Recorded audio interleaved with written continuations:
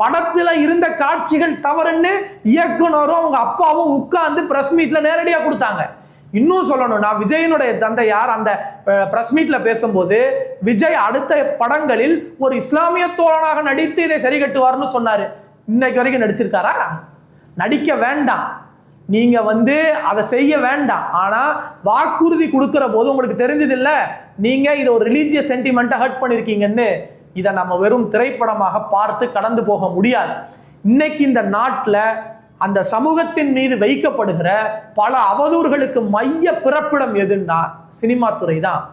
சினிமாவில் அந்த சமூகத்தை தொடர்ந்து இப்படிப்பட்ட பயங்கரவாதிகளாக காட்டியதன் விளைவு அவங்க இன்னைக்கு நேரடியாகவே அதை ஃபேஸ் பண்ணக்கூடிய கட்டாயத்தில் இருக்கிறாங்க. அப்போ இன்னைக்கு நான் அந்த மக்களின் வாக்குகளை வாங்கணும்னு நினைக்கக்கூடிய இவர் துப்பாக்கிங்கிற படத்துல நேரடியாக இஸ்லாமியர்களை இந்த நாட்டுக்கு எதிரானவர்கள் போலவும் பயங்கரவாதிகள் போலவும் சித்தரிச்சு சீன் வச்சு அதை அந்த சீன்னால ஏற்பட்ட மிகப்பெரிய போராட்டத்தின் காரணமாகத்தான் அன்னைக்கு அவர் அதை வெளியேற்றினவர் இந்த நிமிடம் வரை அதை தப்புன்னு சொத்திருக்கிறாரா?